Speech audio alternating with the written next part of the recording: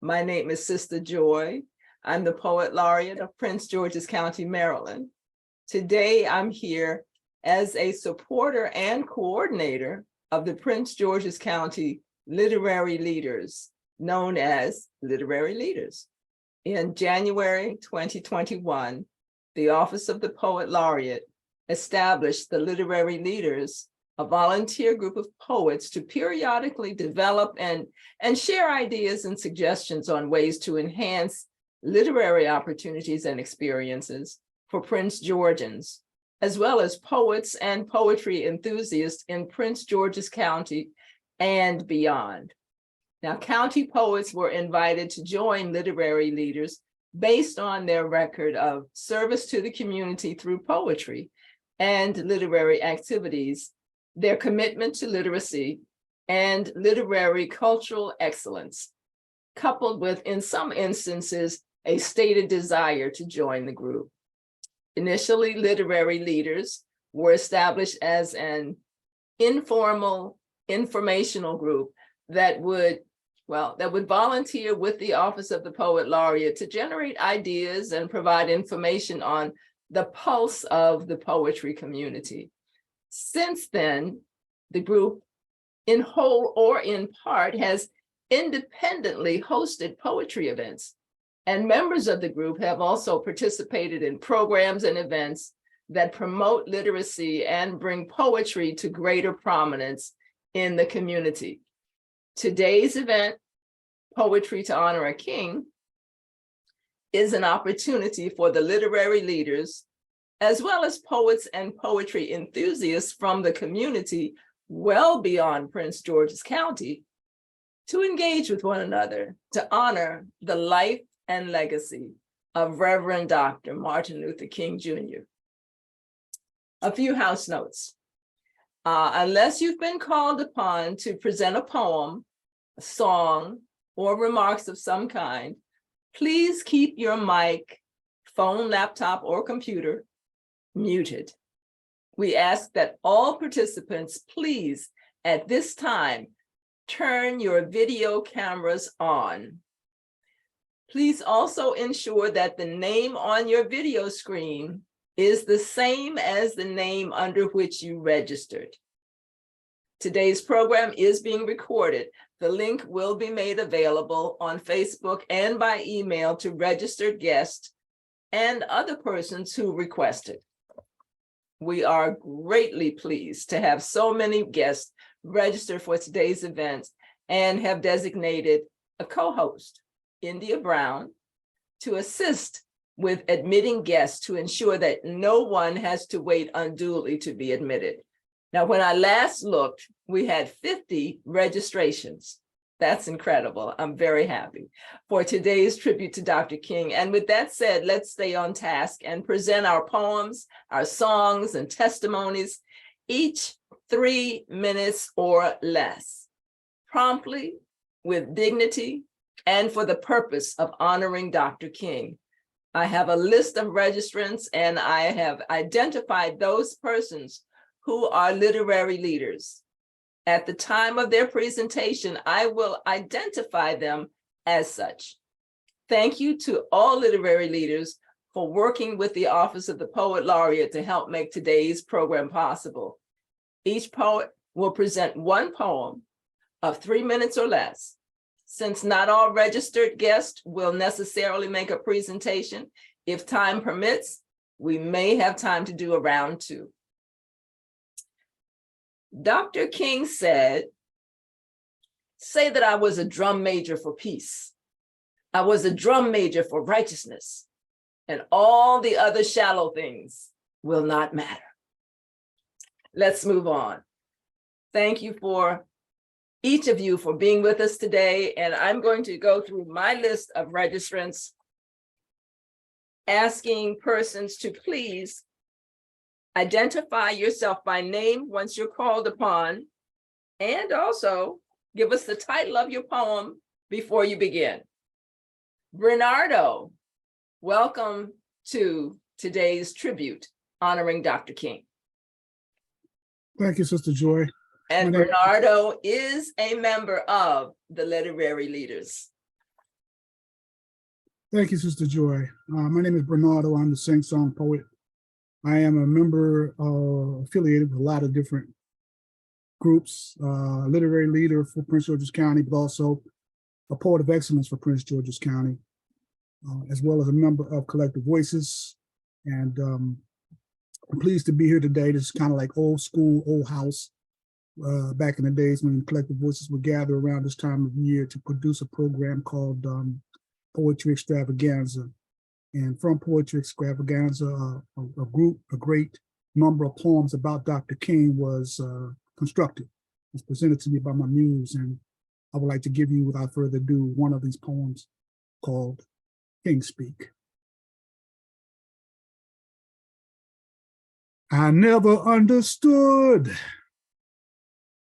how a man who died for good could not have a day that would be set aside for his recognition. Stevie wondered, and I did too, why America did not honor one of its greatest sons.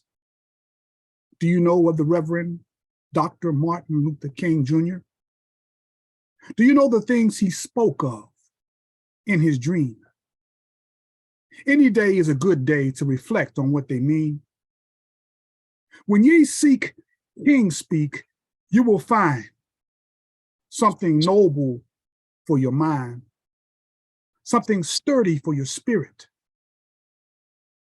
You will want to rewind to make time. Dr. Martin Luther King, we preach, we teach, we sing praises not to you, but about you. Unquestioned fact, not just Black, but American history would not be the same without you.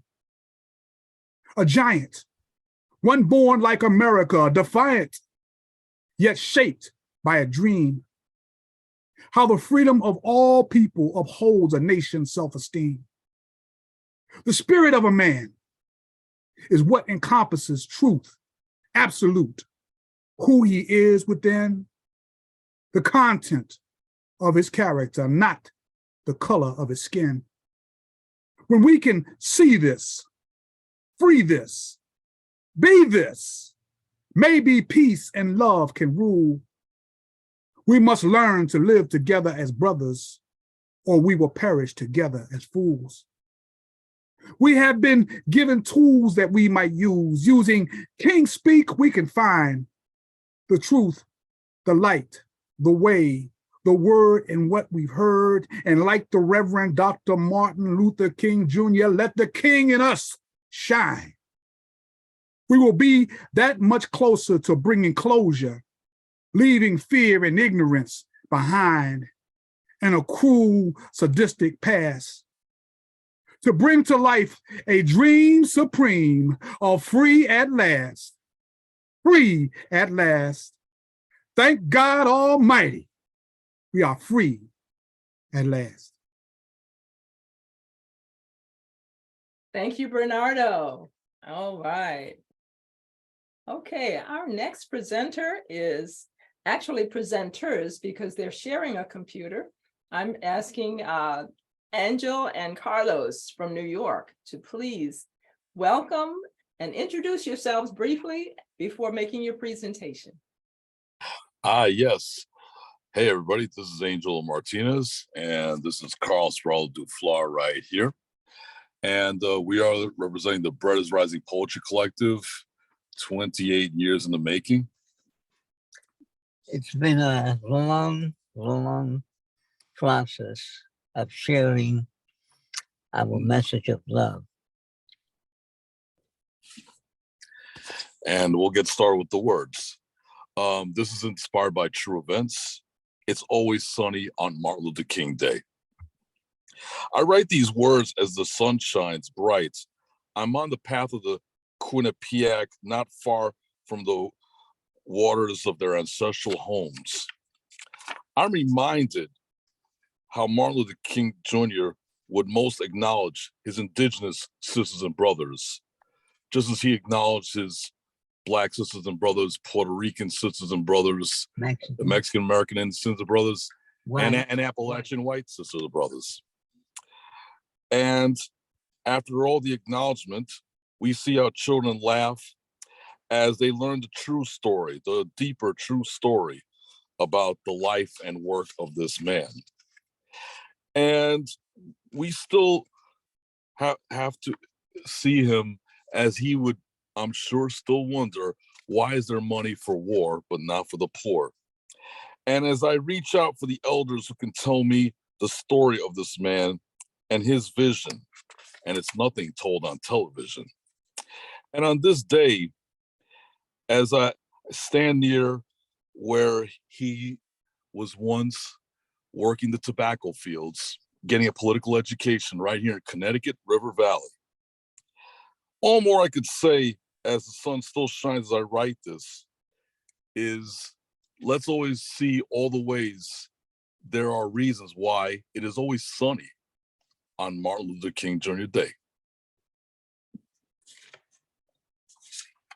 I wanted to say to Sister Joy, from a Poet Laureate, I've been blessed.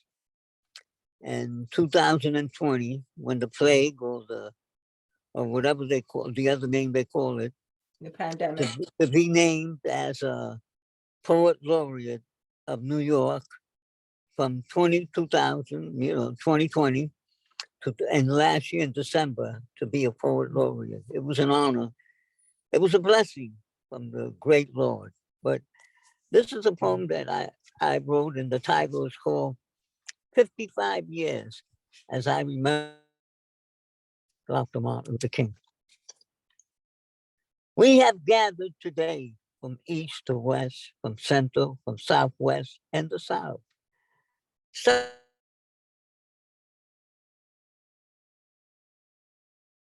River again. The green leaves have fallen on this sunny day as I honor the King of Peace, waiting for the sun to warm us from this cold day.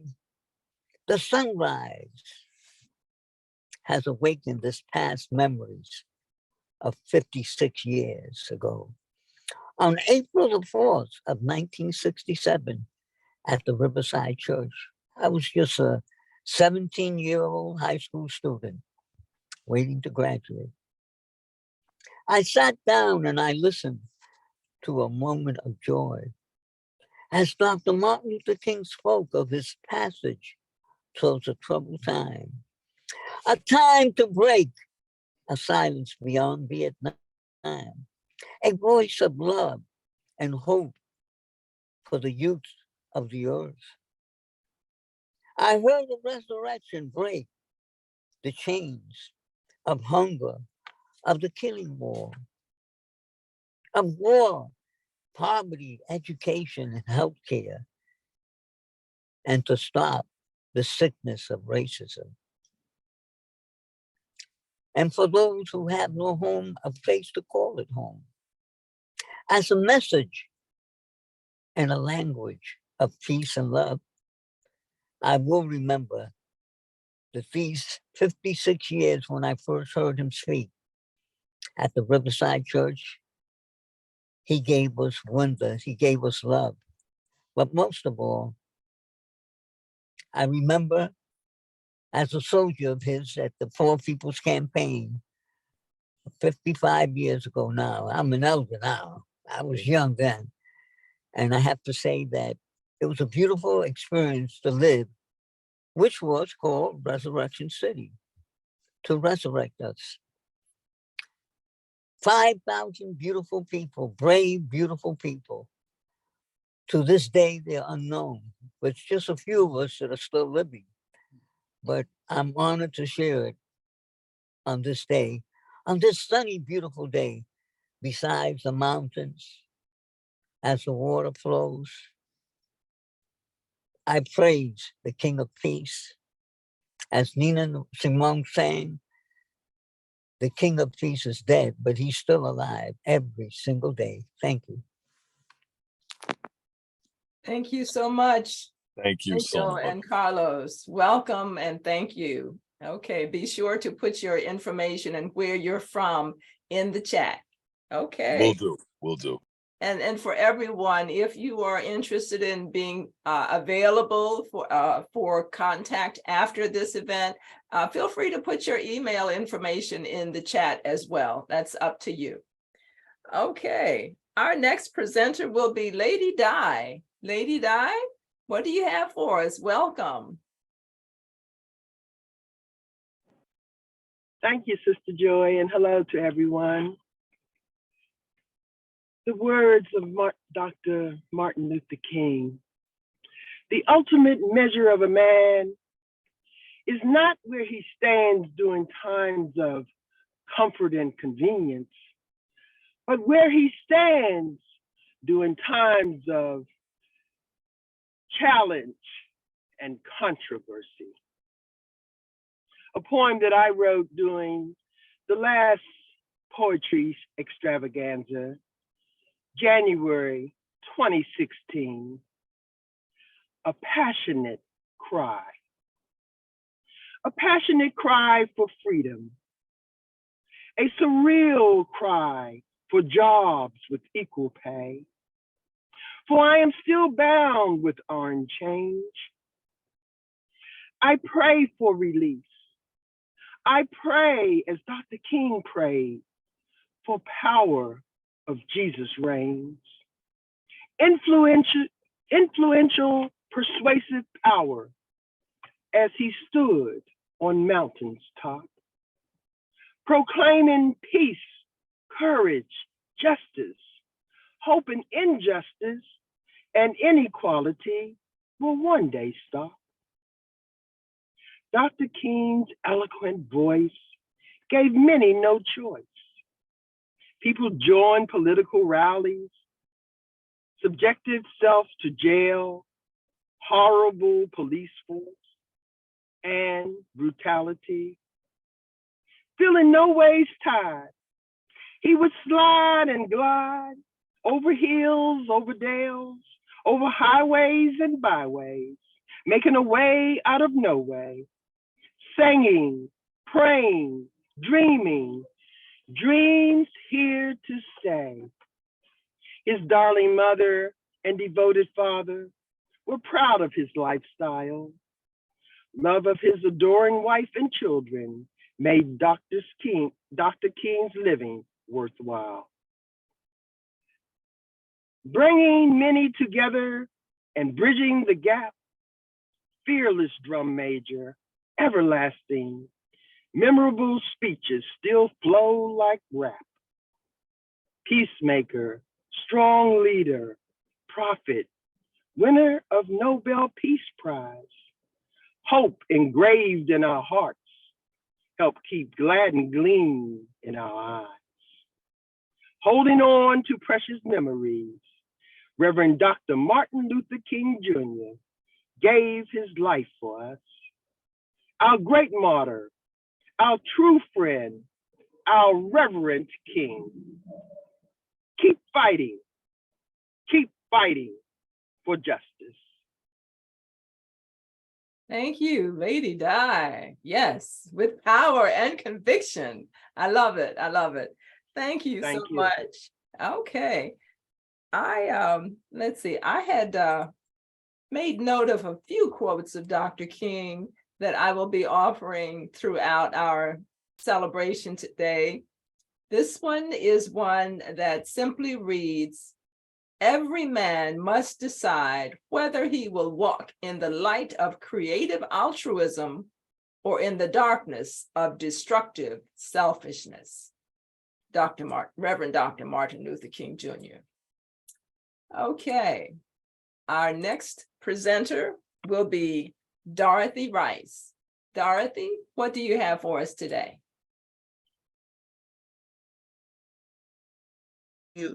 Okay. Once Upon a Dream, a poem I wrote several years ago. Once I was a heroic dream until the people who conjured me became so wrapped up in other pursuits that they neglected me. Their comfort began my demise. They fought Jim Crow laws only to become the pawns of Uncle Sam's quotas, making them visible but casting doubt on their abilities. Their dependence caused me to shudder. They were so eager for integration that the luster of their Blackness turned dull and gray as Black schools and businesses lost their identity. Their impatience caused me to stumble. They were so pleased to see themselves portrayed on movies and TV that they laughed amusingly at the mindless images their children began to imitate. Their humor made me weep. Finally, they abandoned me, thinking that I was just a figment of their conscious minds, a filament too weak to hold their new aspirations. Their denial made me cringe. So here I lie, discarded, awaiting the embrace of a new generation, because dreams never die.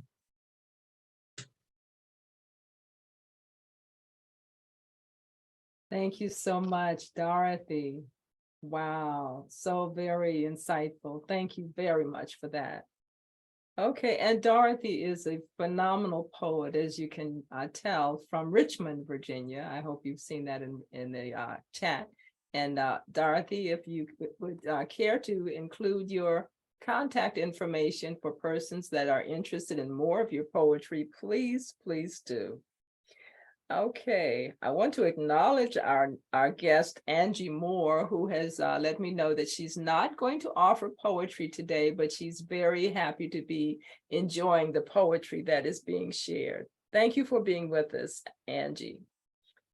And let's see, do we have Abena with us today? Is Abena with us yet? Let me look down. Don't see the list, don't see her name yet. Anne Harding Woodworth. Would you please join us on mic? Welcome, Anne. Thank you, Sistah Joy. It's so great to be here and to know that you're doing this today. I don't have a poem. I wish I did, but what I do have is something that happened to me just this morning. I was reading a poem by a man from Detroit who was sad that he was not allowed to march in June of 1963, right down Woodward Avenue in Detroit, where we used to live after 63. But this guy, his father was Amish and wouldn't allow him to march in this March of Freedom. And I didn't know about that March of Freedom. 125,000 people marched, and that night, they ended up at Cobo Hall, which is the big convention hall in Detroit. And Martin Luther King Jr. gave a speech. This was June 23rd of 1963. I Have a Dream was in August the same year. And he was trying out everything that he wanted to say in August. And so I got the transcript of that. And I just want to read you, he had, I have a dream, I have a dream, I have a dream, one after another, even more than there are in the August speech. But I want to read you just his last paragraph. It just meant so much to me. And it was so much fun to see him trying it out. Sure. And with this faith, I will go out and carve a tunnel of hope through the mountain of despair. With this faith, I will go out with you and transform dark yesterdays into bright tomorrows. With this faith, I will be able to achieve this new day when all of God's children, Black men and white men, Jews and Gentiles, Protestants and Catholics, will be able to join hands and sing with the Negroes of the spiritual of old, free at last, free at last. Thank God Almighty, we are free at last. It's got goosebumps reading that. knowing that he said it just 2 months later, and it made such an impact on the world. Thank you so much. And isn't it interesting when we delve into history and find those golden nuggets that allow us to have a little bit more insight about how the past unfolds. Thank you so much for sharing that. Thank you. Okay, our next presenter will be India Brown. India, thank you so much for being with us, and let us hear what you've brought to share. Thank you, Sister Joy. Good afternoon, everyone. This is just a brief poem that I wrote, and the title is In His Service, In His Service, In His Service. As the sun ascends into the sky of another day, full of new mercy, a whispered, "Thank you, God," slides from my lips as I rise and my feet touch the floor. It's another opportunity to reset, be a better person today than I was yesterday, and be of service. In His service, in His service, in His service.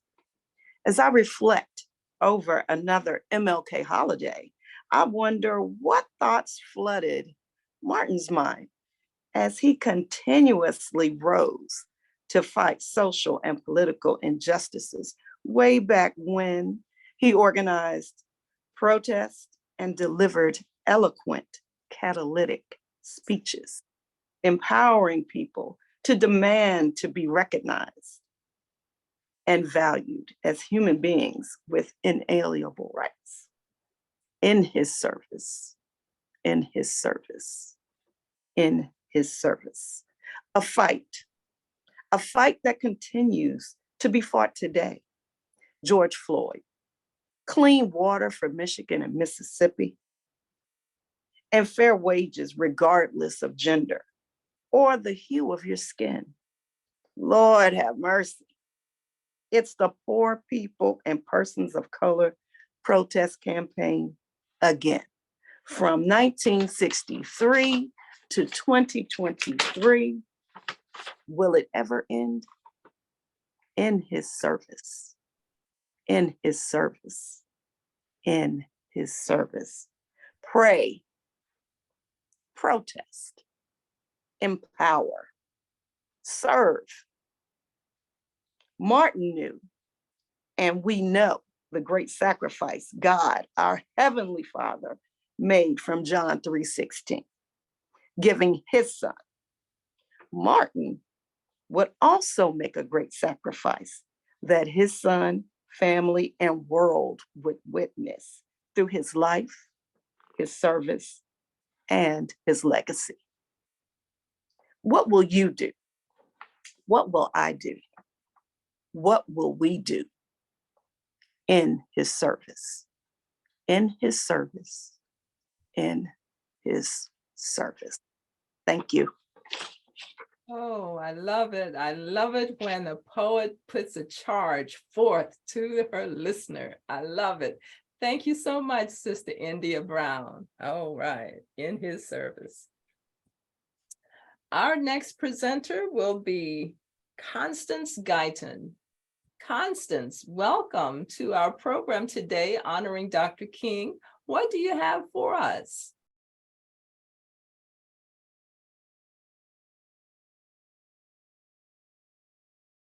Constance? Perhaps you're muted? I see that you're here.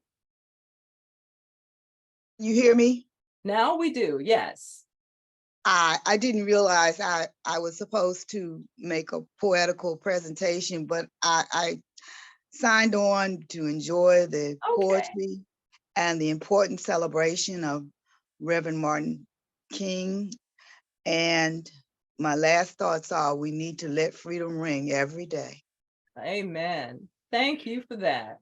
Can't get any more poignant than that. Thank you so much. And thank you for being here to support this program and to honor Dr. King. You're welcome. Okay. And where are you visiting from, Constance? Well, I'm from Columbia, Maryland, but right now I'm in Florida. Oh, okay. So we have someone in Florida in the house. Okay. We have another Floridian that I'm expecting before we come to the end of our program. I don't see her with us yet, but I'm looking forward to it. So thank you for representing Florida. Okay. Our next presenter will be Esther Mayberry. Esther, thank you so much for joining us for this tribute to Dr. King. Esther, what do you have for us today?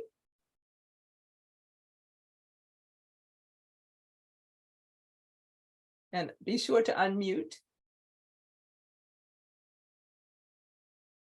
Hello, happy. I'm enjoying the Martin Luther King's celebration with the poets today. I have a poem that I'm going to pull from my book, a very short poem. I had two little short poem that I like to add here. My book is Mayberry Galaxy Poetry. This is that I'm pulling from. And I'm going to pull this poem called Facts Over Fear, because, you know, back in the day, we dealing with, you know, propaganda. So facts over fear. And the other one was The Outcast. Okay, well, we're going to do one for now, and then we're going to come back around and do the second. Yeah, okay. Because we're moving right along. Yes. So it does appear that we will easily have time for round two. Okay, it was so short. That's what made me want to group it together. But okay, facts over fear. The fact of the matter is, God's wrath is upon us. The fear of the matter is, how long his wrath will be enough.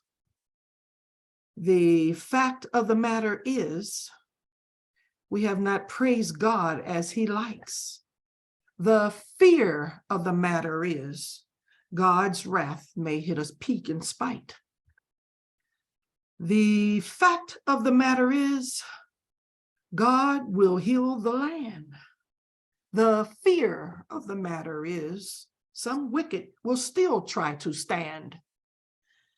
The fact of the matter is, our faith and prayers are recognized by him. But the fear of the matter is, the wicked may perish before repenting their sins. The fact of the matter is, our Father who art in heaven is holy. The fear of the matter is, we have not put up a good fight against the wicked boldly. That is my poem called Facts Over Fear. Thank you. Thank you so much. And yes, give us the title of your book. Okay, it's called Mayberry Galaxy Poetry. Okay, thank you so much. And be sure, if you have not already done so, to put your name and your contact information in the chat. Yes. Okay. Thank you. Our next presenter will be Kim Bay. Welcome, Kim. We're looking forward to hearing from you today. What do you have for us, Kim Bay? Hey, everyone. I'm just receiving today. I had stated that all the way at the top of the chat. Oh, I'm sorry. I definitely did not scroll back. But I am thoroughly enjoying everyone's works. And sometimes it's nice and refreshing just to sit back and receive. Absolutely. Well, thank you for being here in support of Dr. King's legacy. And thank you for supporting poetry. We're very happy to have you with us. Always. Okay.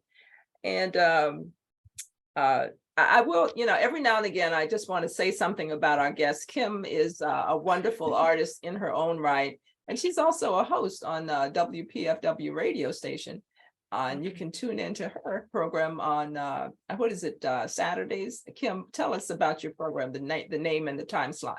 It's the Culture Shack on WPFW 89.3 FM in Washington, D.C.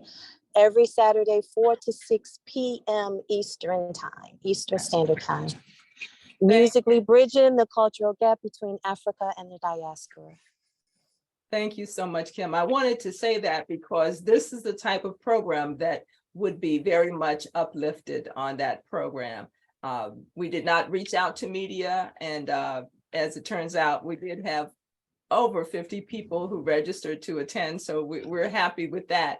But Kim, thank you for all you do to support our culture and to support the community through your radio program. You're most welcome. And you know, Sister Joy, whenever you need, I'm here. Just reach out, give us enough advance notice, and we're here for you. Okay, thank you so much. Bye-bye. Our next guest that's on my list is Pat Thornton. And Pat Thornton, please let us know, are you sharing a poem today? And if not, tell us a little bit about yourself, because you're another stalwart warrior in the community, for the community on media.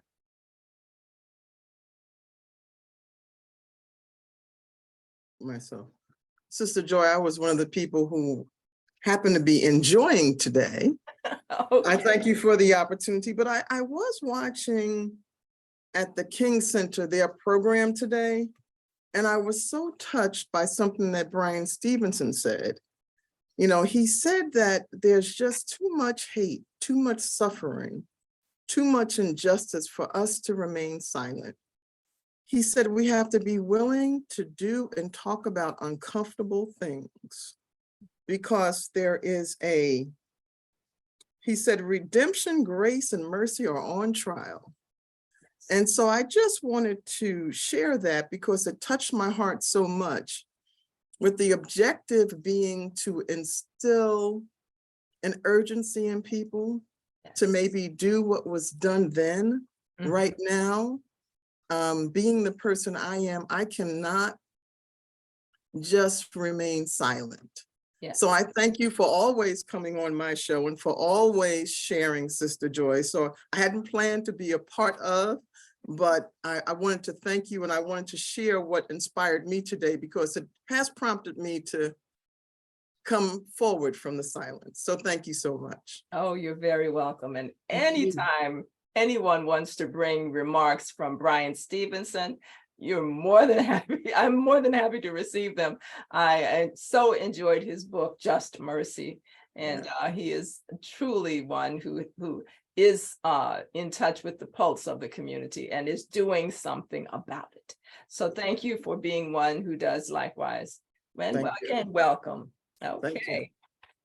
Our next guest on my list is Hiram LaRue. Hiram has indicated that he is probably going to only observe and listen, but perhaps he might change his mind.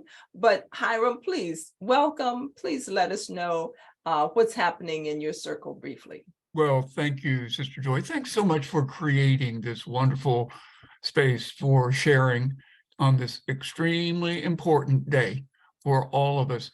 I don't have a poem this first round, depending on how things go and the mood. I might have one maybe during the second round, Sister Joy, if we go that long, but no worries if we don't. My ears are just thoroughly enjoying hearing everyone else's poems today. Thank you again. Oh, you're very welcome. And for those who don't know, Hiram is a significant arts advocate, poetry advocate, and the initiator of Poetry X Hunger. And if anybody is interested in contributing to the cause of combating hunger through poetry, Hiram LaRue is the person that you want to go to. So Hiram, please make sure you put that information in the chat for our guests. I will, and I've also put in the chat about an upcoming presentation of the Voices of Woodlawn. Many of you have already seen that program that's been viewed literally across the country and really around the world now, but we're going to be giving it again on January the 26th in the evening, our time, and it's completely free, but you need to send Dr. Billy Brown an email for the link. And this is a program, a very powerful program, I believe. Yes, it is. Of poetry, music, and art that tries to deal with America's tragic history of slavery. So check out that chat spot that I put in. Thanks, Sister Joy. Thank you, Hiram LaRue. Okay, next on my list is Patricia Smith. And Pat, do you have a poem for us today, or are you sharing, are you listening only? I'm hoping you have a poem because I know you have something in your spirit that you can share. But what's it like for you today? Oh, I thought for sure I had seen Pat in the nope, I guess I don't.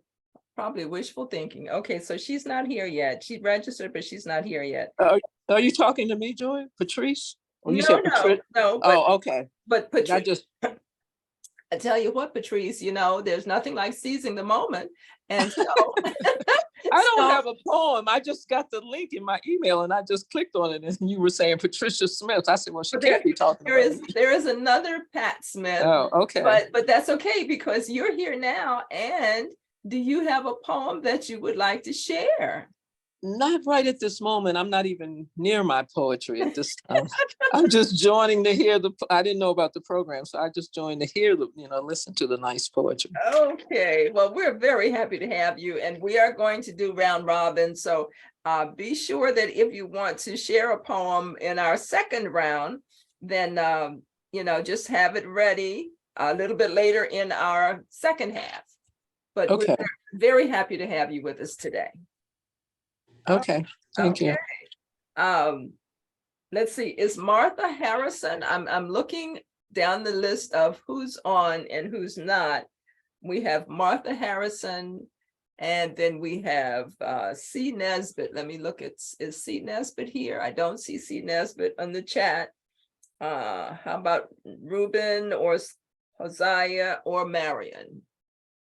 No. Okay, so flipping to my next page, Billy O'Cara. I think I saw Billy. Yes, there's Billy O'Cara. Welcome, Billy O'Cara. Well, thank you. Thank you for this privilege, everyone.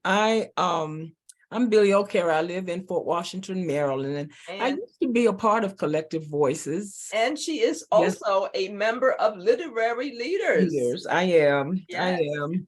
And now I'm part of the group, The Right Blend, that was founded by Diane Wilburn Parks, and I know she's on here. So I'm going to offer a poem, not so much talking directly about Dr. King, but I think he was a man of faith, and in a lot of my poetry, I'm talking to God. So this is just me talking to God about what I see going on. At midnight. We talk at midnight, you and I, and questions rise, not those of yesteryears and days, but way unto way in the back of scripture rent apart by heartless man, standing in robe and vestment, desecrating bodies and lives, lying about you by rote of law, turning phrase and page into what they wanted you to say, applying horror to destiny. No wonder we are blind. No wonder men of hue find you pale, having failed them thrice told times with crimes of rape and pillage and pictures of you blonde and blue, naysaying that multicolored view of sovereignty. They tore the pages out, stomped liberation down, casting your crown at the feet of fools, ruling all men created equal except dark men. All lives matter except dark lives. All babes survives except dark babes, flayed and cast away, debauched by men piloting slave ships, satiated and paid.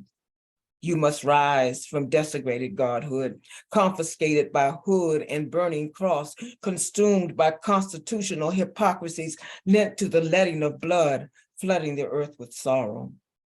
At midnight, we will talk again.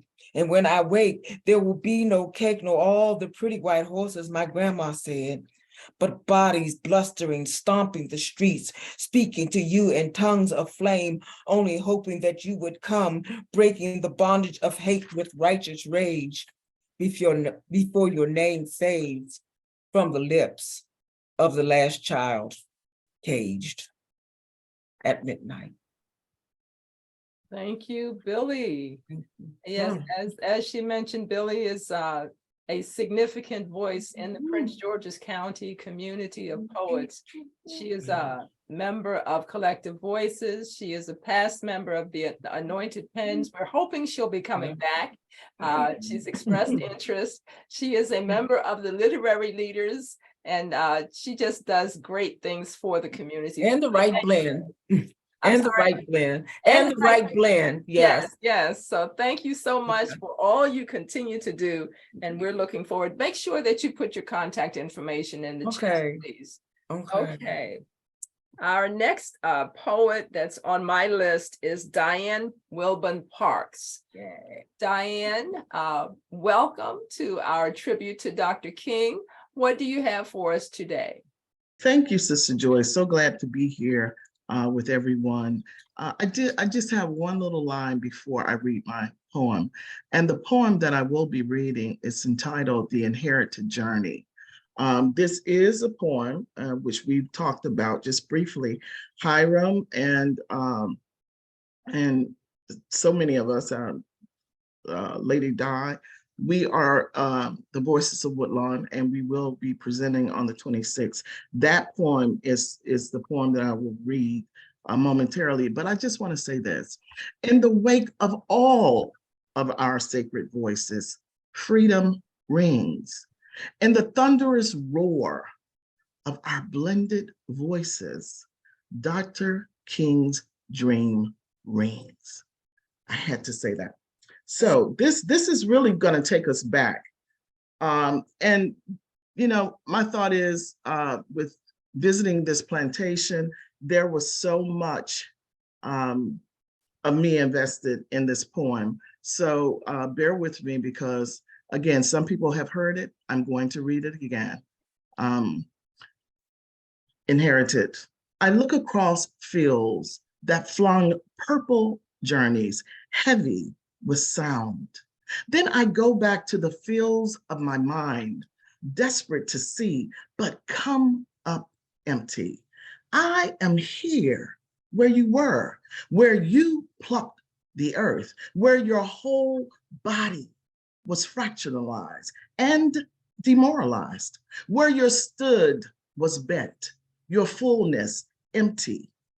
I reach inside your footprints and fingerprints, but the earth has covered you in thick green grass. I know that you are still here because you are pulling me, and the will of your spirit will not let go. I hear your whispers still wailing. My bones crackle like wood burning. The sparks that have spun up are raw. I feel you rattling in my spirit, your ashes reassembled into my bones, beating like drums, threading into tattered stories handed down from the ancestors. I am from the leaves and the trees of my people, from the eyes and the forgiving hearts of my people. I am from the songs and the hopes and the dreams and the will of my people. I am from the trials and the tribulations and the forget-me-nots of my people, from the hands of pickers, growers, sowers, builders, diggers, cleaners, cookers, fetchers, leaders, thinkers, doers, believers. All are my people. I am kept by the field of my mind's eye, where the field is forever becoming much clearer. And the story of my people will reap a harvest from then to now, from as far back as oceans decide, as up close as 40 acres, to the droplets of rain that dances and between the songs of rivers of hallelujahs, to God, everlasting love and favor. I am the footprint, the voice of the whispers of long ago that spirits the will to feel the hollowed out stories of my people. Thank you. Very beautiful. Wow. Oh, wow. Okay. And so we have a new level. Thank you so much. That was Diane Wilburn Parks, a significant voice in the community of Prince George's, always speaking to issues with such poignance and such power and so real and so raw. Thank you, Diane. Thank you so very much. And please make sure that Diane is the founder of the Right Blend, the group that some of the members that are here today are a part of. If Diane, if you would please make sure you put your contact information in the chat. Absolutely, thank you. Okay.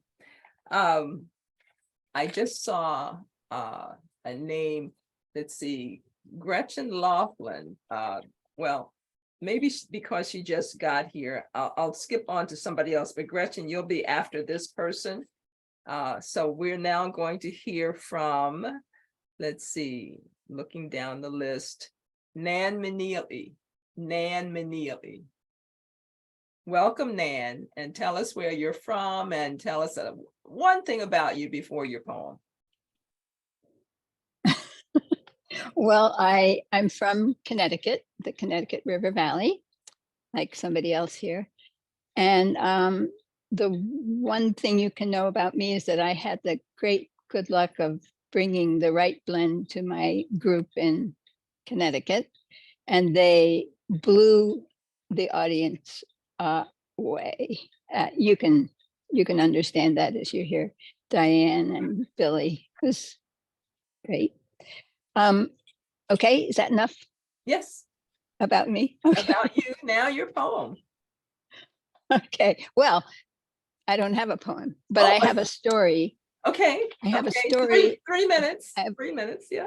I have it's a short story. Okay. It's a short story about a poem. Several years ago, I was invited to teach a poetry course at the York Women's Prison here in the Connecticut River Valley. And the audience was, the invited audience was the women, the elite of the prison who were tasked with taking care of the prisoners who were in hospice. So it was a very special group, and they elected to take this poetry course.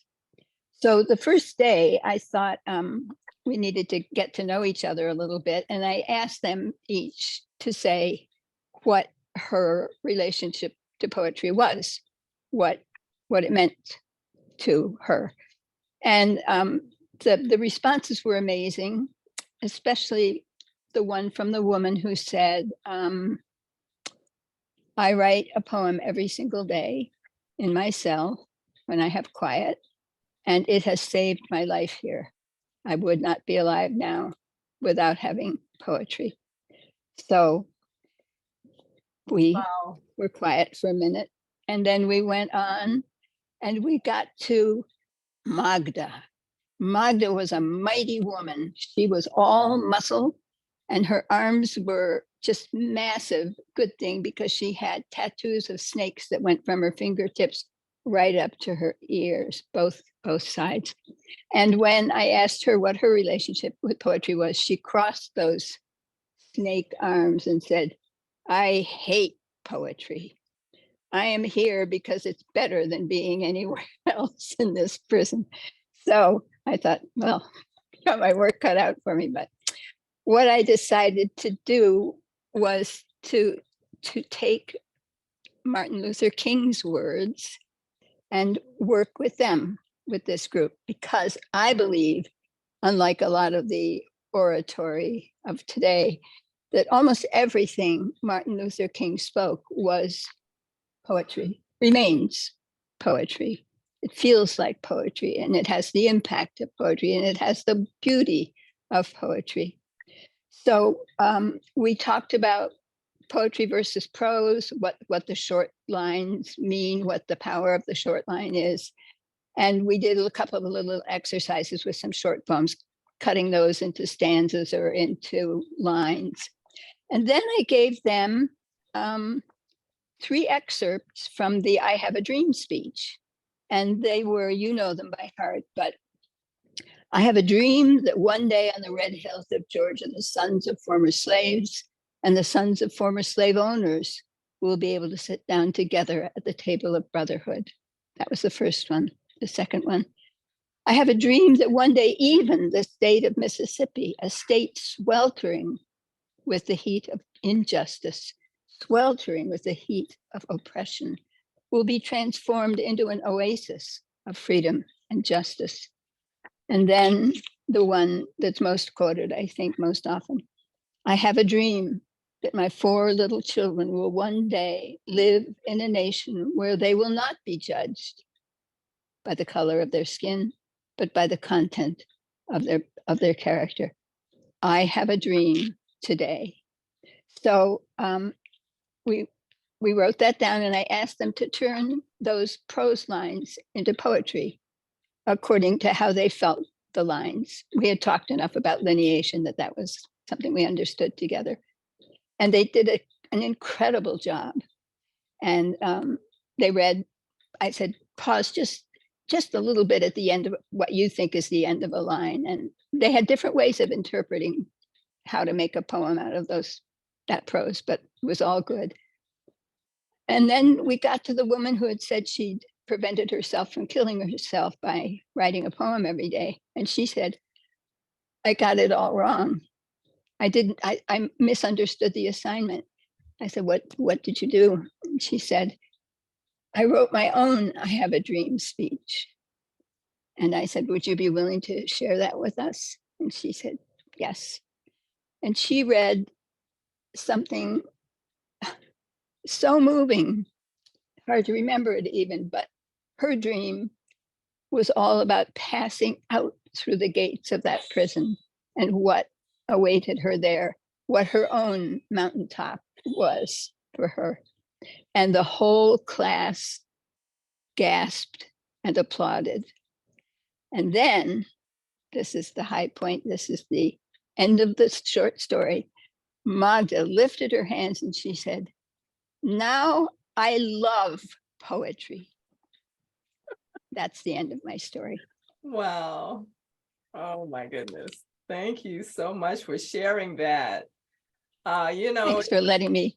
Yes. Oh, absolutely. God puts us in places where we're supposed to minister in ways that we don't even expect.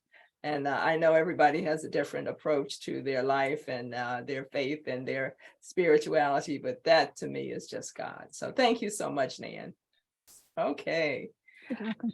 Our next, let's see, we have on my list, let's see, we've heard from, how about Gretchen Laughlin? Gretchen, are you available to share something today? Yes, and I want to say good evening to everyone, and I apologize for my tardiness because I got the time mixed up. I'm thinking 3 and it says 2:30. That's okay. I'm a little late, I'm sorry. But I wrote these words, they're not fancy words, they're plain and simple. And I called my poem, Dr. King, We Thank You. A dream, a vision oh so clear, that everyone is considered dear. Equality, justice, peace, and joy, real values he wanted for girls and boys. To share the love of life that's fair, so that Black boys and girls could go everywhere. To achieve, grow, and become supreme, to be welcome and entitled like a wholesome teen. Have we arrived, or are we still striving to achieve the goals that the vision is driving? We've made some steps in the right direction, but there's still work to achieve perfection.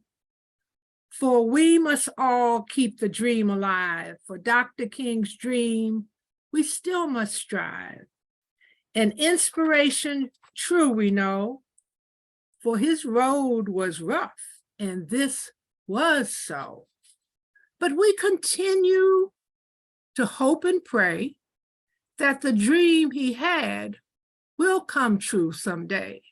So heads up, remember this outstanding man whose dreams were shared for us to plan, to be better, be equal, be fair with love. We love you as you look from above. Dr. King, we thank you for your special dream that the day will come when we all are one team. Oh my, oh, how beautiful. Thank you so much, Dr. Gretchen Laughlin. Thank you. Absolutely. Gretchen Laughlin is someone that I view as a mentor. I so admire her life journey that is still just like she is doing it. She's now with the Department of Aging here in Prince George's County. What is it? The commission? Give me the proper titles. I'm the commissioner for the Department of Aging, and I'm also the secretary of the, not Department of Aging, the Aging Committee in the county. Okay. And tell us about your connection with the Coalition of 100 Black Women. Well, right now I'm the second vice president for fund development, trying to raise funds for scholarships for Black senior girls graduating from high school. We've given more than $300,000 to scholarships, and we don't do a one-year scholarship. We do 4-year scholarships per student. So I just feel blessed. Sistah Joy is one of my favorite people. I enjoy poetry, but I only write when it's from my heart. Well, thank you for today. Clearly, that must have been from your heart because it touched ours. Thank you. Okay, thank you so much. All right. Look, let's see. It sounds like it's time for another quote. How about this? Actually, this is a paraphrase. I'm going to give you the quote, but this is the paraphrase that is most often heard. Our lives begin to end the day we become silent about things that matter. Now that's a paraphrase that is most often attributed to Dr. King. What he actually said was, a man dies when he refuses to stand up for that which is right. A man dies when he refuses to stand up for justice. A man dies when he refuses to take a stand for that which is true. So those are words of Dr. King from his sermon the day after Bloody Sunday on March 8, 1965. Okay, I would like to now call upon, let's see, I know there's a guest here. I just want to acknowledge, because she's a family member, May Gladys Mealy. Thank you so much for being with us today. If you would unmute and at least say a few words and let us know how you're enjoying, or hopefully that you're enjoying this program. Can you do that for us?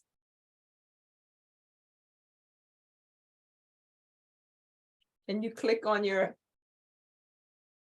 mute button and just speak a few words? Well, possibly not.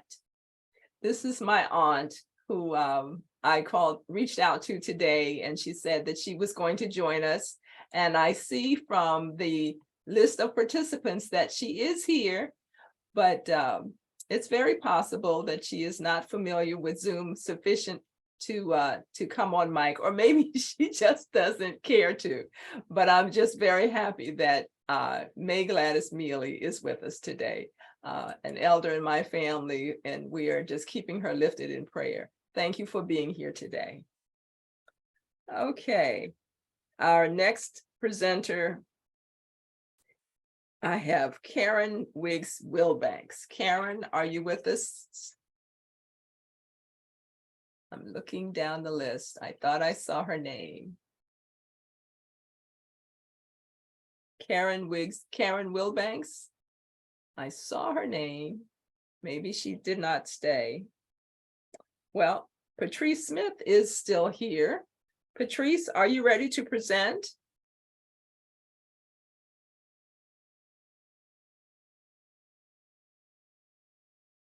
Patrice Smith, who spoke briefly earlier.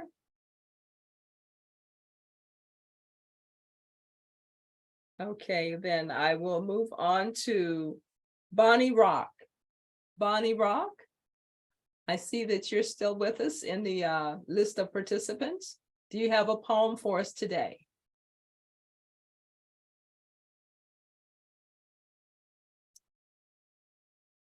Or could you at least speak to let us know where you're visiting from? Tell us one thing about yourself, Bonnie Rock.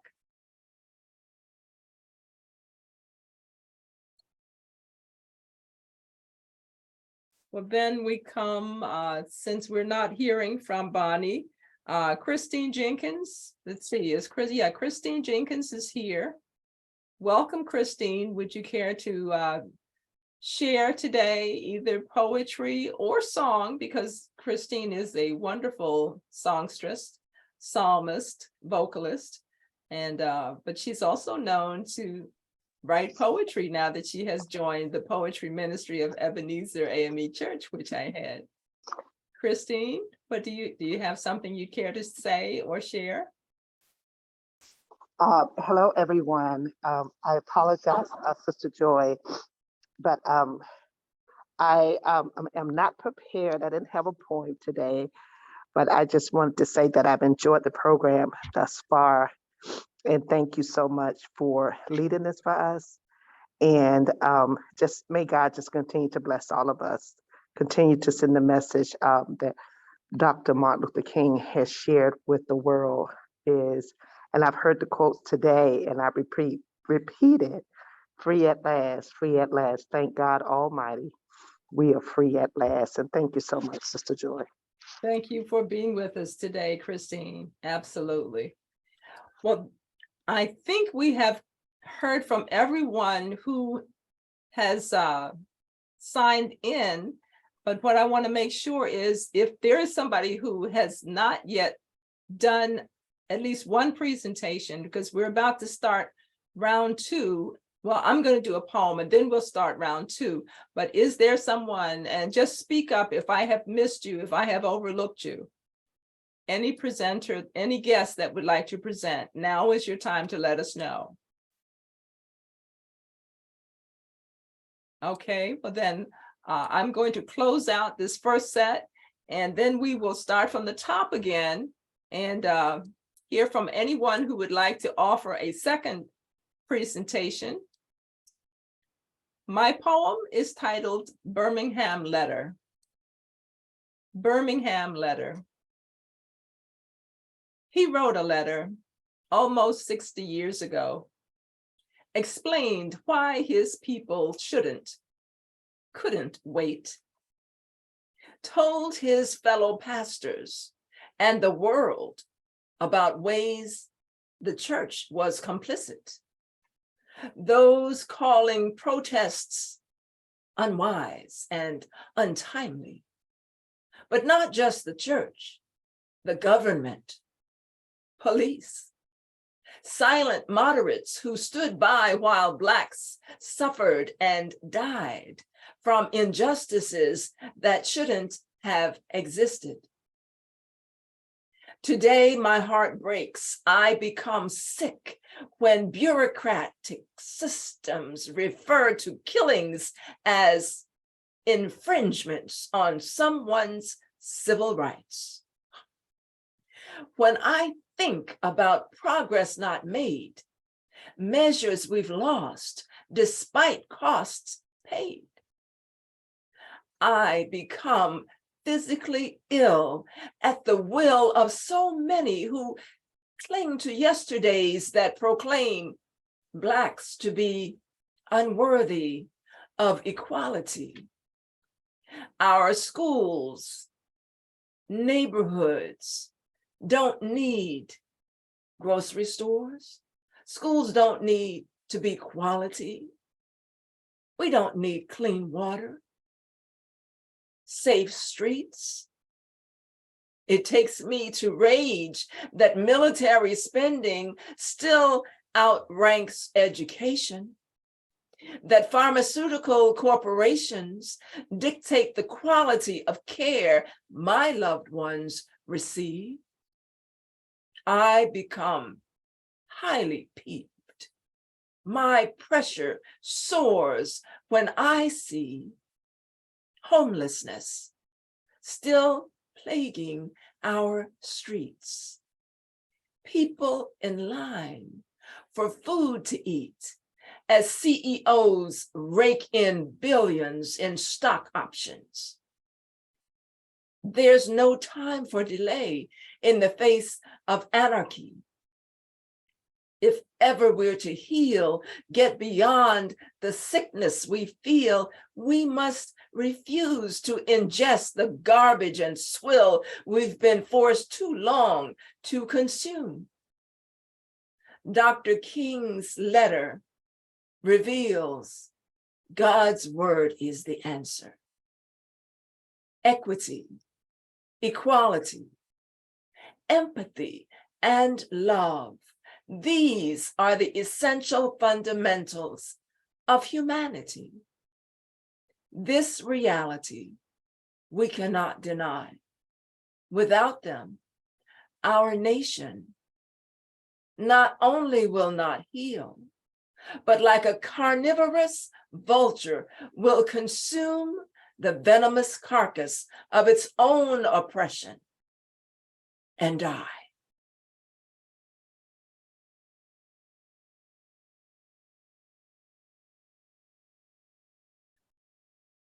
That, of course, was referencing the letter from a Birmingham jail that Dr. King wrote 60 years ago.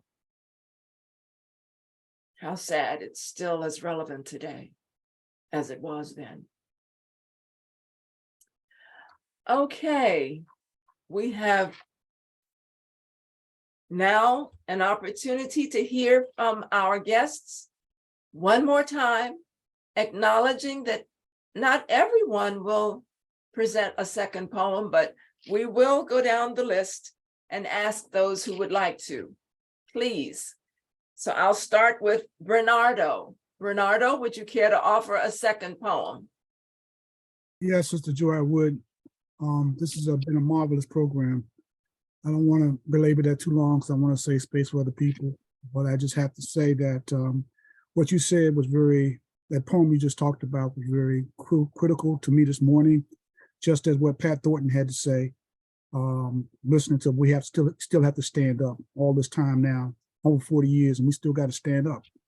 You know, and what Nan said kind of reminded me of a poem I was going to do called Of Kings and Mountains, you know, but I can't go back and do that poem that talks about me as a child having a great awakening when me as a man is witnessing what I'm witnessing today.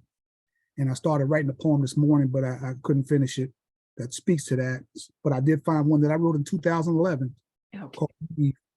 And that speaks to the torch that we carry as poets and as conscientious people on this planet.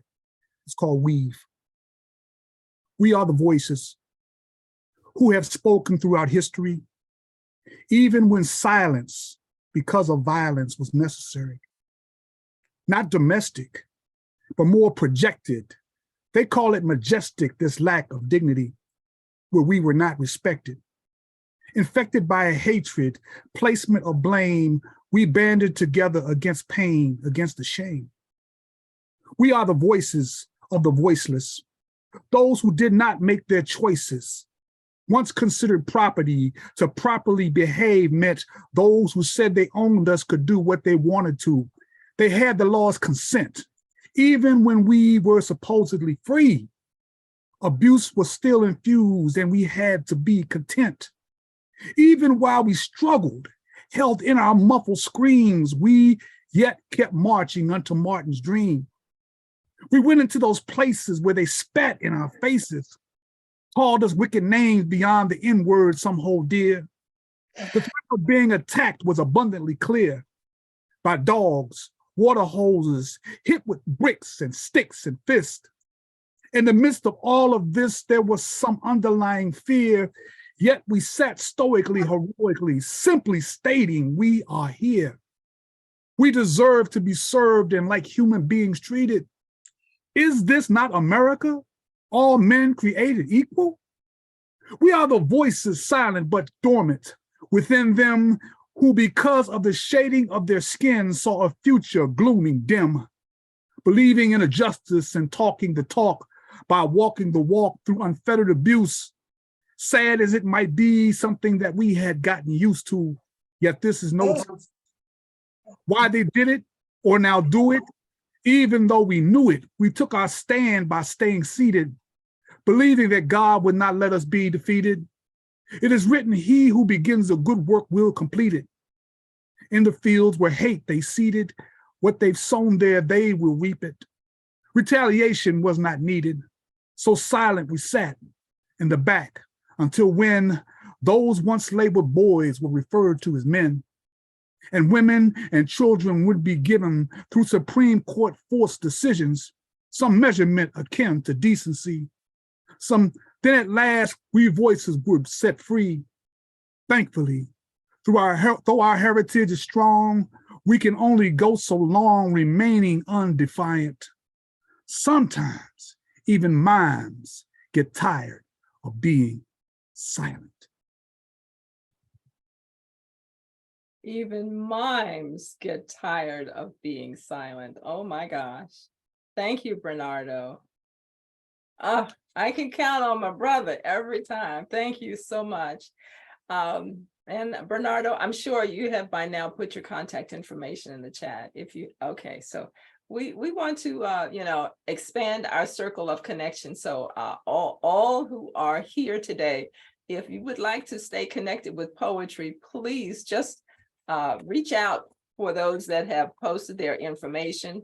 And of course, by my info, by virtue of everyone who's here, you have my info, but I'm just posting it again in the chat.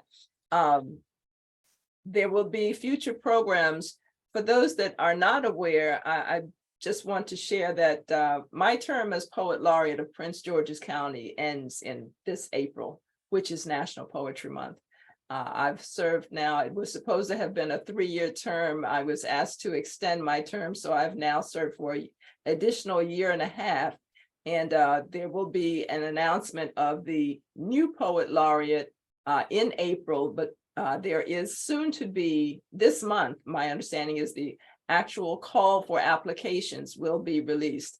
The announcement that it's coming is already out, but the criteria and the eligibility criteria and the guidelines will be in the forthcoming announcement. So for those that know somebody or that are personally interested in serving, please do connect with the Prince George's Arts and Humanities Council. And that's simply, as a matter of fact, I'll put it in the in the chat, www.pgahc,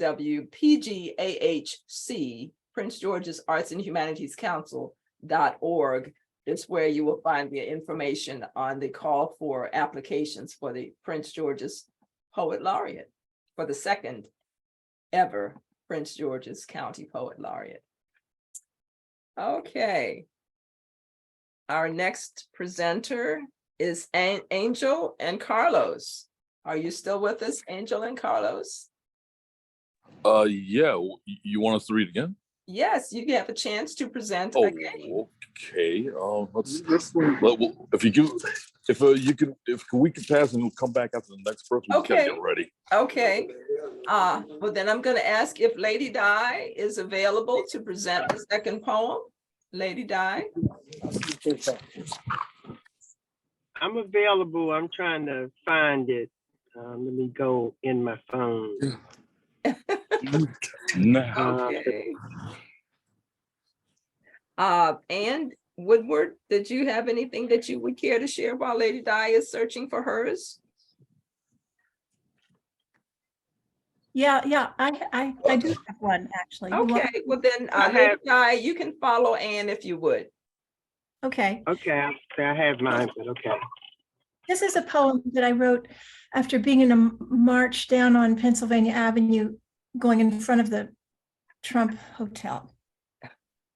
And the epigraph, the title of it is Pennsylvania Avenue Northwest, and the epigraph is by Martin Luther King Jr. We must devote at least as much to our children's education and the help of the poor as we do to the care of our automobiles and the building of beautiful, impressive hotels. The hotel's front door is locked. A sign says, "Sorry for the inconvenience of the march," and urges guests to use the side door. Still, the hotel glitters brocade and gold, brass and crystal on a street of marches, where those who do not aspire to down for comfort, chandeliers for light, have walked and sung for decades, spoken truths of injustice, carried signs against what King called the triple-pronged sickness of racism, materialism, and war. Signs against inequality, poverty, the wage gap, domestic violence. These marchers have found camaraderie that shames cronyism. Meanwhile, the cronies who have left their Maseratis and Land Rovers with the valet sit elegantly in a hotel window, looking out onto the street for entertainment, as if the marchers are minstrels forced to amuse the sycophant class that can pay for anything. Thank you. Thank you so much, Anne Harding Woodworth. And Anne, I've invited others to do likewise. Is there something that you would care to share with our guest? What's coming from your poetry circles, projects that you're working on, significant events? Not right now. I don't have anything coming up. And if something comes to mind, just put it in the chat. I will. Okay, Lady Di, and then we'll come back to Carlos and Angel. So Lady Di, you're next. I don't have that poem on the women that led the Four Fingers campaign. We're going to have Lady Di first. I'm here. Okay, Lady Di, you're up. My poem is a poem I wrote for the group that I'm in, Voices of Woodlawn, where we went to the Woodlawn Plantation in Virginia. And it was not an easy thing to do. You know, I never thought that I would go to a plantation. But immediately being there, I could feel the spirits of our ancestors, the enslaved. And while writing those poems, I thought of the children. Children were on those plantations. And then I wrote a poem, this poem that I'm sharing, in the voice of the children. Mama, oh mama. Mama, is Master gonna sell you from us today? Mama, I surely pray not, because I don't know what me and Nettie, Clisty and Jimmy would do, Mama, without the comfort of your touch and the sweetness of your voice. Oh, Mama, we would be sad, sadder than sad, so sad, Mama, if we didn't have you. Mama, will we ever be able to live our own life together, just you, me, and my sisters and brother? How come, Mama? How come we can't run about and sing and play and be free?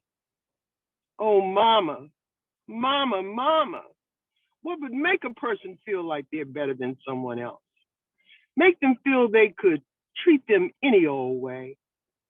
Huh, Mama? Talk rude to them, violate their personal space, disregard and disrespect. We humans too. What on earth did we do to deserve such a ridiculous way of life?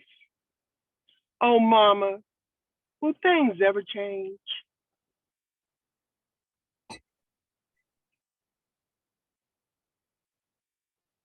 Thank you, Lady Di. Was that yeah, I think that was the end of the poem. Thank you. Yes. Thank you, yes. From the voice of the children. And Lady Di has a special connection with the youth. She's often teaching workshops and tutoring and mentoring. Thank you for all you do with the young people, Lady Di. Thank you for mentioning it, Sister Joy. Especially during these times, we need to keep our children close to us. Absolutely, absolutely. Okay, well then now we will hear from Angel and Carlos in New York. Yes, thank you, Sister Joy. And this poem is actually written for organizer for the annual Martin Luther King Day of Environmental Justice over in New Haven. And she passed away back in 2009 and left a beautiful legacy honoring Dr. King. And I call this one In the Circle with Sister Zanette. A black star shines forever when she brings the circle together to call for justice around the world and down the streets. When Sister Zanette called to honor all the story of Dr. Martin Luther King Jr., her circle became wide, yet always under the shade of an elm in the city. To this day, it's where drums, dance, and poetry are called.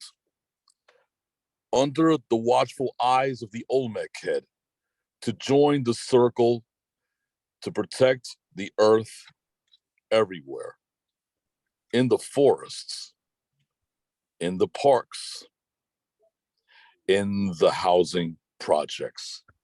Thank you. I'll read that one for Anne, 55th anniversary for Anne. Thank you, thank you. I'll put on cross right now.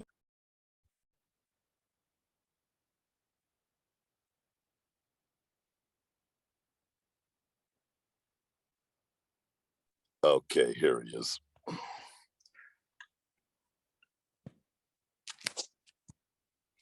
Sister Joy, this is a poem that I dedicated to an old sister that I know that she's now a reverend, but she wasn't reverend when I knew her 55 years ago in the Poor People's Campaign.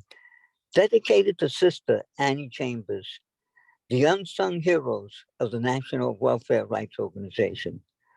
Martin Luther King learned from the National Welfare Rights Organization how to learn how poor mothers were struggling to feed their starving children. He also learned to understand that all his life he lived in a zone of comfort. My celebration of my salute is 55 years of the National Welfare Rights Organization and Welfare Rights Union. On the 54th anniversary of Mother's Day March, when we opened the doors to the Poor People's Campaign and planted the seed for Resurrection City. Across the land, rivers and mountains, buses from all over the country have arrived in Washington, D.C. to the seat of government. 5,000 warrior women, poor and allies have gathered to march down the streets of the burning, devastated city after the people revolt, after the brutal murder of Dr. Martin Luther King. With the large welfare banners and mothers' powers, women's power, welfare rights now, more money we want what is ours and peace now. They demanded, they chanted to the end of the Social Security Amendment to freeze aid to dependent children. Cutting funding for Head Start and a health plan. As Lyndon Baines Johnson and his Dixiecrat Republicans in Congress were passing bills to subsidize corporation farming,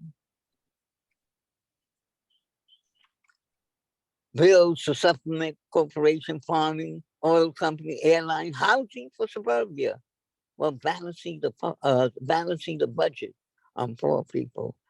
The war in Vietnam, which was spending $3 billion an hour for a total of $80 billion, while mothers were weeping, while their sons were returning in body bags. It was violence against mothers, working people, children.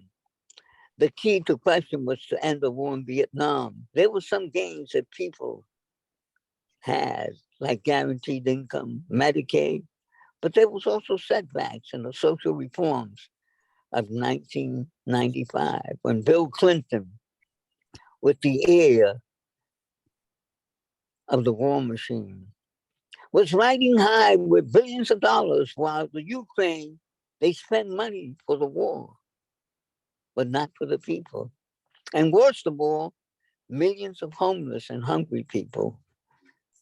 Could we relate to the words of Martin Luther King when he said there's a threat to justice, is a threat everywhere? Thank you. Thank you, Angel and Carlos. Thank you so much. And thank you for all that you do in your community to uplift and empower the community and speak and give voice to the community. That's how I met you, and that's how I was so happy to hear that you would be with us today. Thank you both. Thank you. Okay. We will now hear from, let's see, Dorothy Rice. Dorothy, do you have? Okay. Yes. I can't decide which one to read. I've chosen Ambrosia. This was dedicated to Gwendolyn Brooks, Joanne Gavin, and the poetic energy of Furious Flower, a poetry conference I attended decades ago. Hush, somebody's calling your name. The first buzz you hear, tiny as a raindrop, is our scout. She wings through ozone-drenched currents, over asphalt highways, past bald-headed boys shooting basketballs, pot-bellied girls souring in their prime, new babies on their hips, past weary grandmothers who wonder if a change will ever come. Sturdy wings pumping through miles and miles and miles. Finally, a field of Timothy and clover. She rests. Tongues the purple sweetness, baptizes herself in nectar. Her dance, a figure 8 in midair. Children, go where I send thee. We swarm, a black cloud reshaping the horizon. We nestle in the bosom of mountains. Oh, thank you, Dorothy. You're welcome. Okay, and that's, again, that's Ambrosia. Yes. Wonderful, wonderful, wonderful.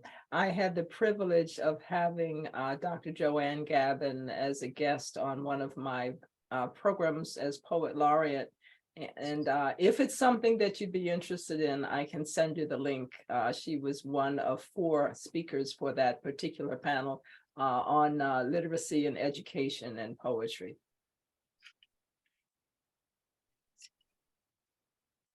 Okay, you're muted, so we can't hear you. You're muted. What were you saying? They did a book, an anthology, African-American poetry from the Black Arts Movement to the present. Furious Flower, edited by Joanne Gavin. Is that their new one? Because I got that. This is an old one. Oh, okay, well, they just did a new one, I think in 2022. Okay. I got it as soon as I heard that it was being released when she was a guest on the show. Okay. Phenomenal. You know, they named one of the buildings at JMU after her. Yes. Yes. Wonderful. Okay, let me not get too distracted. Okay, that's okay. Our next guest speaker will be, let's see, moving on down. Hiram LaRue said that he might have something for us. Hiram. Sure. Thank you, Sister Joy. And once again, thank you to everyone for my ears, and I thank everyone in the circle today for the work, the heart that you brought to the gathering, and Sister Joy, of course, for organizing it. You know, Dr. King worked all his life, and in fact, gave his life in the fight against America's history of slavery. And that's a history that still haunts us today. And so I consider myself to be extraordinarily lucky to be one of 4 poets who worked on the grounds, wrote on the grounds of Woodlawn Plantation. As Lady Di mentioned, it's a plantation, historic plantation built on property that George Washington owned, that was lived in. The plantation house was lived in by 9 whites. And as far as we know, those whites were served by 90 slaves who we know virtually nothing about. And so this poem that I'll read, I wrote while I was wandering. I, as a tall, white, bald man, was wandering over the grounds of Woodlawn, trying to figure out what happened here. The poem is titled Vista Blur. Clouds of branches unsettled were, as smoke became windows or lingering hands, with thin voices in sad vines when I walked up. Yes, as I began to almost hear their echoes of what was, but is still blurred. What happened here? These voices from long ago, that precious the lawn sweeps now across vistas of yearnings. They river my overs. The voices hide in the corners, their cries for freedom so wanted, with these views of sunrises and mist that hope surely prayed for and gathered about. These views are gone now. They are just barely and blurred blue. I can almost hear small whispers of accents sweet as the oaks, voices that were here when abiding was tobacco and corn, and poorly was riches. Yes, all of my hoops are flung widely across these skins of years. What happened here? Around me, and by me, and through me, these pitchforks of hillsides and shame, cuffs that sob in their rust, or ropes frayed or gilded mirrors of my memories me.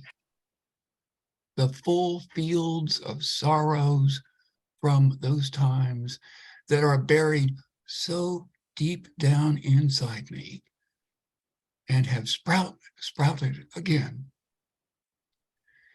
These scars or gasps or flames in souls, their silent prayers, they all come through and are asking me, what happened here from my long ago that was then, but is still now, again and again, whispered in this evil, holy aftertell.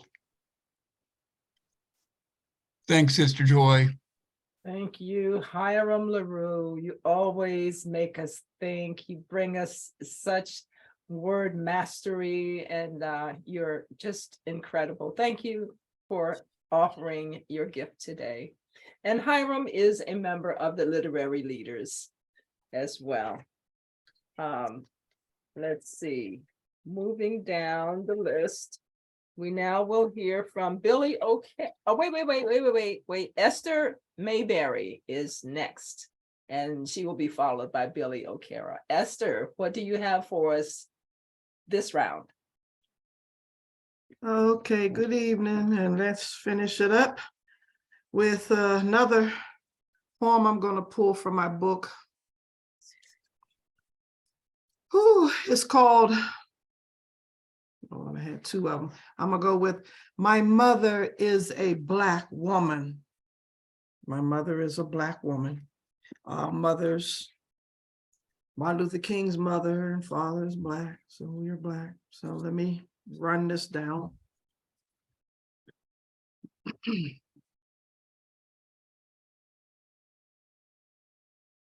I was missing my mother, sorry. Okay, I had a quick moment. My mother is a Black woman. My mother was a Black woman, and she was ever proud. I think she kind of liked to be the Black face in the crowd. I love my mother dearly, for she taught me how to live. She taught me how to accept, but more so, how to give. She said that being Black was right, for how could God be wrong? He made us in his image, and he made the Black ones strong. Lots of people like to know how Black men came to be. My mother was a Black woman, thus, consequently, me. I wrote that years ago for this poem back in the 70s. This book is mostly a lot of poetry out of the 70s when I was a teenager and young adult in my 20s.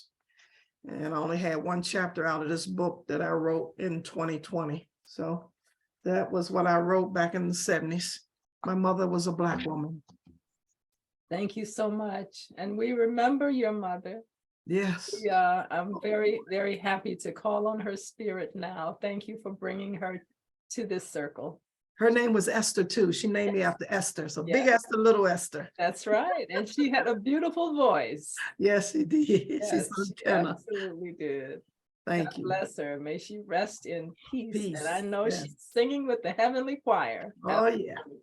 Okay, thank you so much. Thank Esther. you. You're welcome. Thank you for having me. Okay, our next poet will be Billy O'Cara. Billy, what do you have for us to for your second offering? I have a poem called Will and Testament.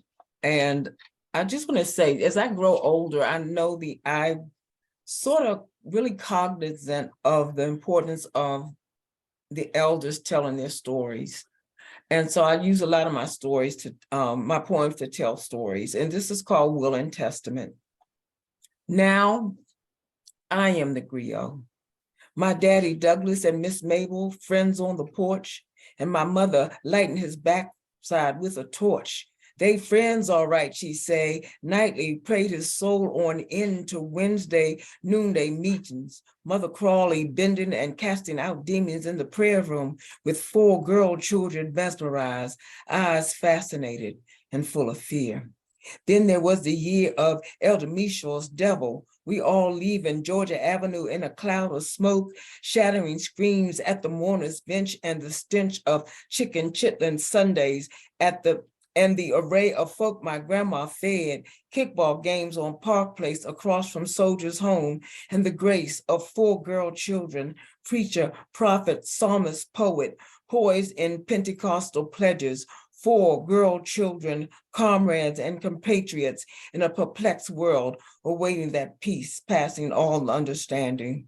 Then there were the midnight boys at Douglas dwellings, the bruised and broken men my mama played, her sanity arrayed in never and never and never again can you rend my heart heartless. And Granny rocking, and Granny singing her trust always in the Lord till I die. Her eyes heavenward, her melody a paradigm of life as praise. But now I am the prophet, parting muddied waters to that crystal sea, seeing judgment and joy juxtaposed together. And for all, spirit guides tell us, shout through the turbulence, stand up for something righteous or die a fool. shout them to dreaming, young folk and nearly so, not just their dreams, but the dream, coalescing freedom's light, brighter than creation's, God's signature in soul soil, the hollow toil of Cheney and Goodman, of Swerner and Megger, of Malcolm, of Martin, of Emmett, proclaiming their truth that one would chase 1,000 and two put 10,000 to flight. Now I am the prayer warrior, low in the upper room on bending knees, crying, please, Savior, please save our children. I have buried my dead, and in their stead, I stand for the new babies molded into souls old as generativity. I am the bridge, the generation that is breaking bread with family and friend and sending timbers up to you, the Most High, calling to the wayward ones, the ones so lost, take up your cross and not tossed it by disgusted. I am your flesh peering into the void, annoyed with time ticking, kicking to eternity too fast. This task set before us now laid at your feet. So this is our will and testament. We leave you our destiny. We leave you our honesty about life and loss and the cross of commitment. We leave you our legacies, our blessings rich as the blessings of Isaac, our marching orders, the mantle of Moses thundering to the mountaintop. You are the new pathway through the wilderness, fed by the manna and the bread. And my children, in our stead, you've got to lead our people home. Will and testament. Thank you, Billy O'Cara. Yes, you tell it like it is. Thank you so much. All right, thank you. Let's see, our next presenter will be Diane Wilburn Parks. Diane. Wow, Billy, thank you, Sister Joy. I mean, how can you follow that? Better Wow, you, better Billy. you than me. Better you than me. Okay, so the title of this poem is Shut. And in some cases, this poem could be universal. But for me, when I wrote the poem, I thought about the enslaved. So again, the title is Shut.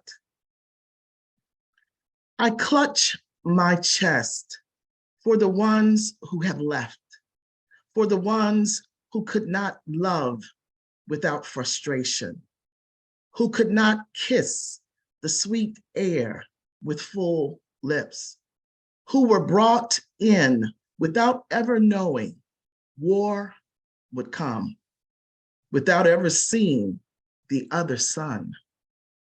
I tremble when I think of innocence being imprisoned and love restricted, like vines meant to cradle and capture, to hide and suffocate.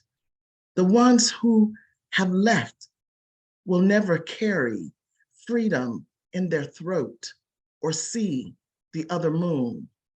Their tongues pinned to an unbearable silence, the slow, rotting ache that disagreed with its scab, its life, where the clutching vine and field flowers grow underneath the ash of brown skin and the lovable mouths threaded shut.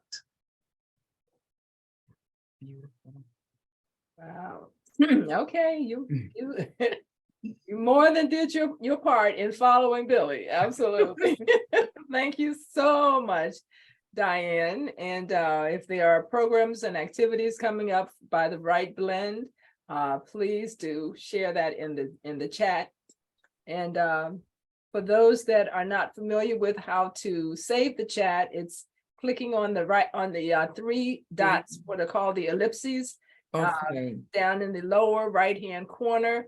I will be saving the chat, and I can share it with persons after the program is over also. But okay, so that was Diane Wilburn Parks. Thank you so much, Diane.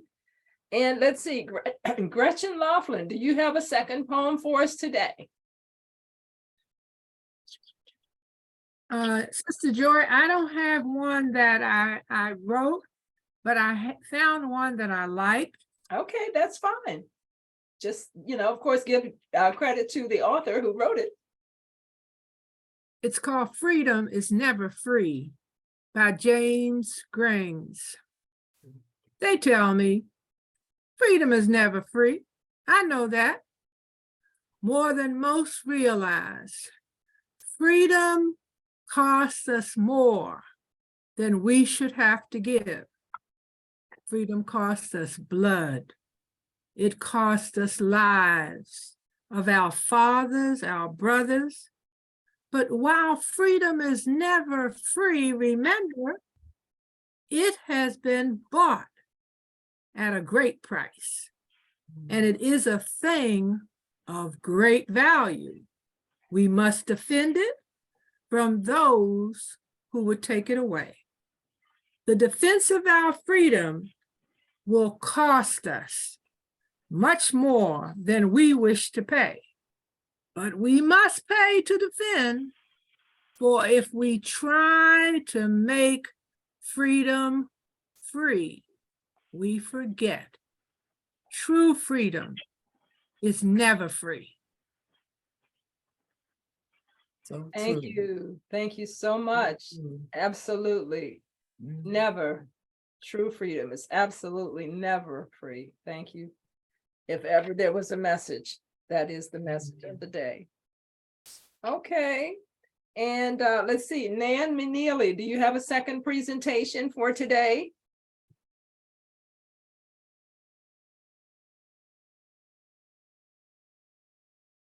Nope.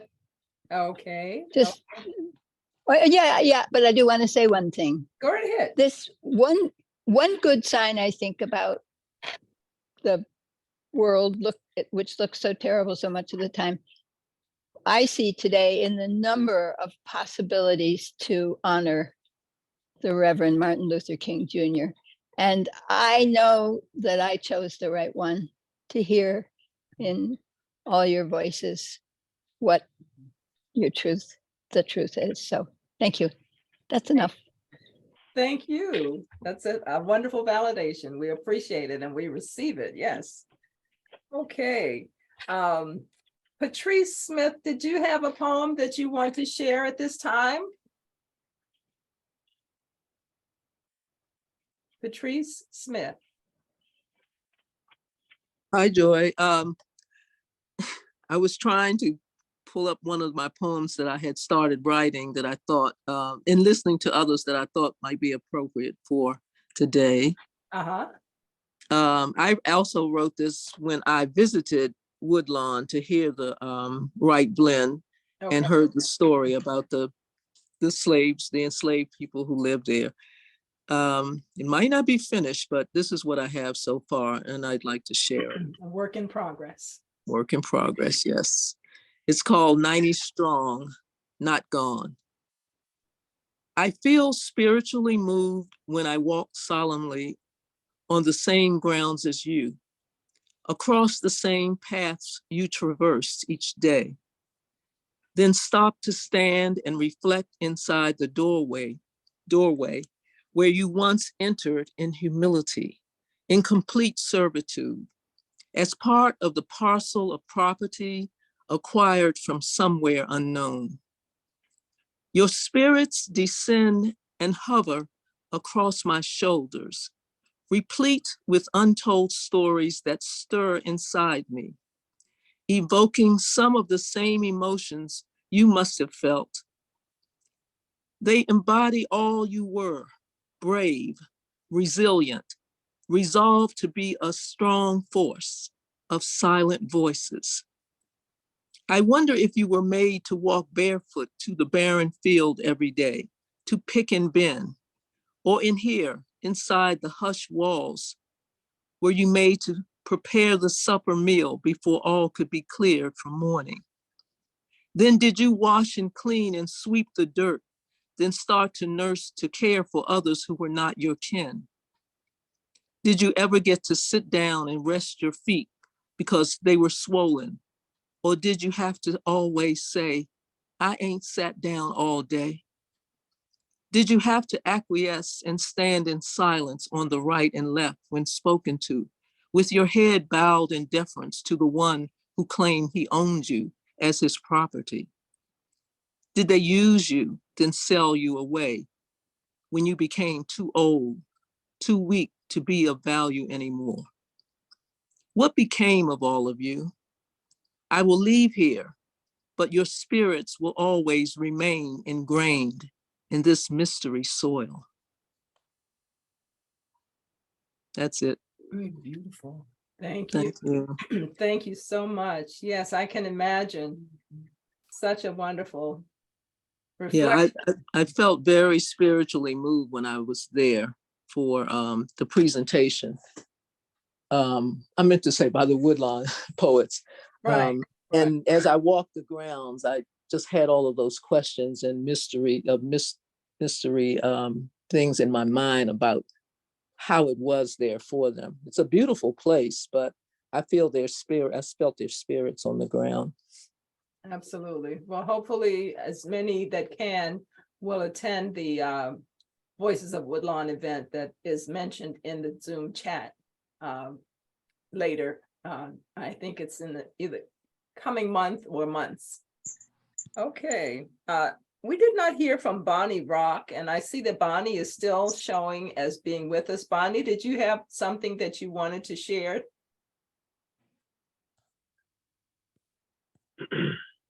Bonnie Rock.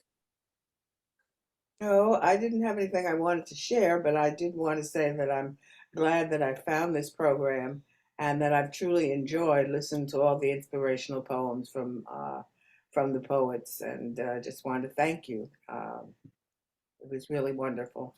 Oh, well, we're very glad that you're here, and thank you for joining us and for being one who enjoys poetry.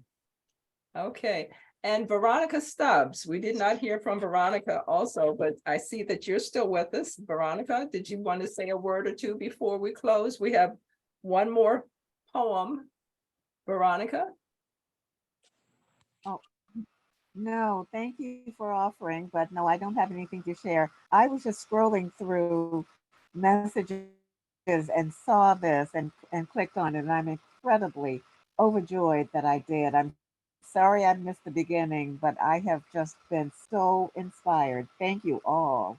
Oh, absolutely. Very, very happy to have you with us. Well, I'm going to close out our second set with a poem that I hope kind of brings us to full circle. This is a poem, actually, this was my first poem ever that I wrote, which was on the occasion of Dr. King's assassination. And like many who were in school at the time, I was in middle school, and our English teacher gave the assignment to write something about what it meant for Dr. King's assassination. As we young people, 12, between 14, I think I must have been 14 at the time. So having never written anything before, the question was, did she really write this? So eventually they accepted that I did, and it was published in the school newspaper. So this was my first poem ever, and it was published. It's titled, Now is the Time. Hate, hate, hate. That's what some people preach. Hate, hate, hate. That's what some teachers teach. On the streets, in the schools, even in our homes, the children get so angered, the streets they start to roam. Broken windows, burnt down stores, people with soul brother written on their doors, people in trouble, people in strife, people who never stole a thing in their life, go out and rob, loot and burn, taking things they know they should earn. And the saddest part is, I, as a girl, am not doing much to help this world. But what can I do? Where can I go? How can I help with the little I know? Surely the brilliant professors and the geniuses so smart can easily find the best place to start. And yet, maybe this is the wrong way to face the problems of our country, the problems of our race. for the troubles of today will not simply go away. And when I look at this world of mine, I know there must be a change. And now is the time. Awesome. Oh, that was really good. Awesome. So it was Dr. King in that manner that brought me to poetry, and his thread of social consciousness has continued to be my anchor.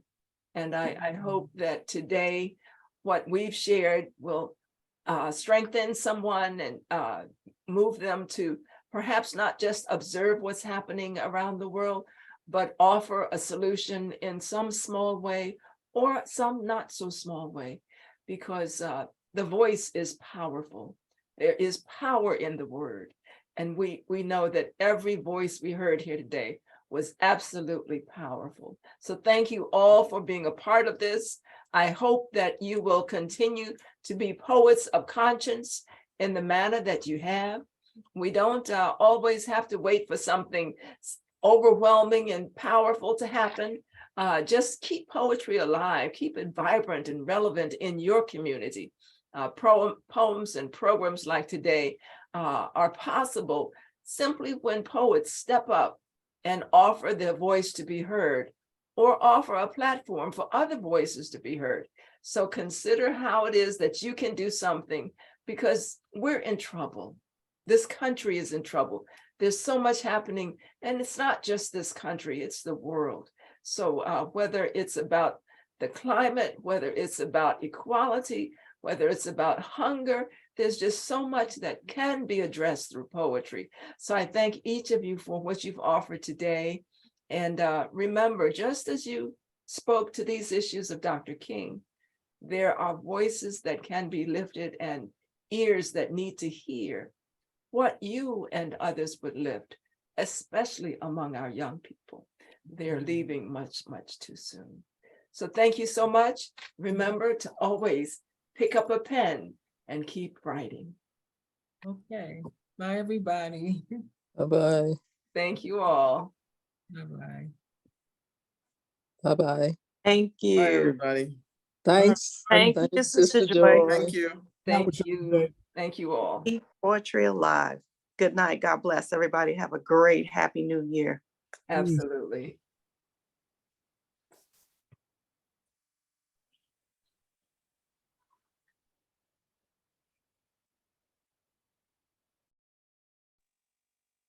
Thank you, Sister India. Joy, Thank you. I'm so much. signing off. Thank Oh, you.